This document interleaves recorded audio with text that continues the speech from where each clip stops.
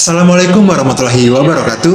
Kembali lagi bersama kami di acara Kuliner Ramadan Fakultas Ekonomi dan Bisnis Islam tahun 2023 dengan tema Bagaimana Menjadi Manusia yang Bersyukur.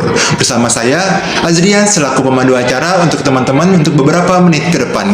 Kali ini kita telah kehadiran narasumber kita yang sangat hebat, sangat bijaksana dan inspiratif, Bapak Muhammad Rahman Bayumi, MS selaku dosen Fakultas Ekonomi dan Bisnis Islam. Nah, Bapak langsung saja, Pak. Bagaimana sih, Pak, agar manusia itu menjadi manusia yang bersyukur, Pak?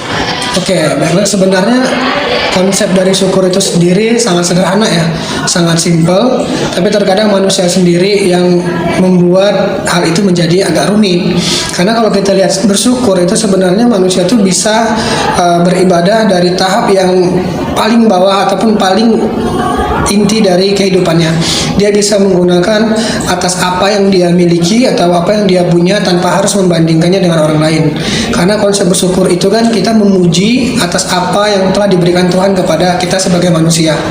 Jadi sebagai manusia untuk bersyukur itu sendiri yaitu ya kita tidak membanding-bandingkan hidup kita dengan orang lain ataupun bahkan iri hati dengan kehidupan atau pencapaian orang lain.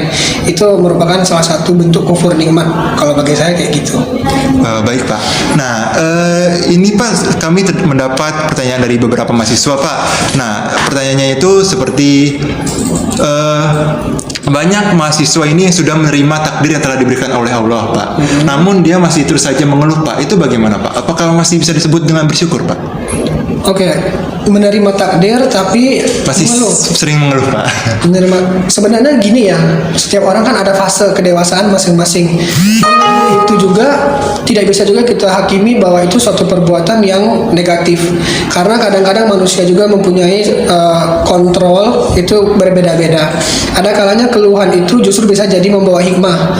Jadi kalau kita melihatnya dalam satu sisi, oh kamu mengeluh sifat negatif, justru malah itu kadang-kadang bisa merusak mental seseorang, karena keluhan itu merupakan satu reaksi dari seseorang untuk mengeluarkan apa yang dipikirkan.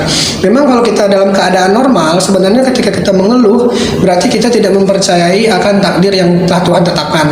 Tapi balik lagi, karena ini pendekatannya yaitu pembelajaran, harapannya ya keluhan itu mungkin bisa diganti dengan mencari inspirasi baru atau keluar dari zona nyaman, bahwasanya hidup itu selalu berubah dan kesempatan itu selalu ada kalau seandainya kita ingin berkembang kayak gitu. Baik, mungkin boleh Pak diberi motivasi sedikit Pak terkait bersyukur kepada mahasiswa. Oke, kalau untuk motivasinya sendiri, kalau kepada mahasiswa khususnya untuk bersyukur, sebenarnya setiap orang tuh bisa beribadah dengan cara yang paling gampang, yaitu ya bersyukur. Yaitu kita tahapan yang pertama yaitu kita memuji bahwasanya apa yang telah Tuhan berikan kepada kita sebagai manusia, terus kita menggunakannya dengan sebaik-baiknya dengan seluruh apa yang kita miliki. Yaitu kita tidak cuman bersyukur secara lisan, tapi juga benar-benar secara hakikatnya syukur itu sendiri. Kalau untuk mahasiswa, kita tahu bahwasanya mahasiswa itu kan lagi di fasenya memang untuk berkembang dan selalu belajar. Jadi tidak ada salahnya memang ketika kalian jatuh ataupun gagal, yang paling penting tetap kembali kepada aturan-aturan syariah dan fikih tertentu sehingga kalian tidak jatuhnya terlalu jauh ataupun malah menjerumuskan kalian kepada sifat-sifat yang sudah dapat diidentifikasikan sebagai kufur nikmat. Jadi paling gampang ya mencari circle yang baik, ya organisasi yang baik dan positif, terus mengikuti beberapa lomba, terus selalu meningkatkan skill dan lain-lain. Karena rasa syukur itu kadang-kadang bisa juga diakibatkan dikarenakan inginnya meningkatkan potensi dari diri itu sendiri. Karena kalau kita tidak meningkatkan potensi, akhirnya kita merasa diri kita sendiri, sehingga cara kita berpikir bahkan kita bersikap itu cenderung sempit kayak gitu ya. Jadi rasa syukur itu akan sangat ditentukan dari bagaimana cara kalian berpikir dan bagaimana cara kalian bergaul. Jadi pastikan bahwasanya kalian memiliki pergaulan yang baik. Carilah orang-orang yang soleh dan soleha, terus selalu mendekatkan diri kepada Tuhan kayak gitu. Wah, menarik sekali nih kita nih berbincang-bincang terkait bagaimana menjadi manusia yang bersyukur bersama Bapak Bayumi. Nah, untuk menutup acara kita pada hari ini, izinkan saya untuk memberikan sebuah kata-kata. Kebahagiaan bukanlah dicari dari rasa syukur, namun rasa syukurlah yang membuat kita bahagia.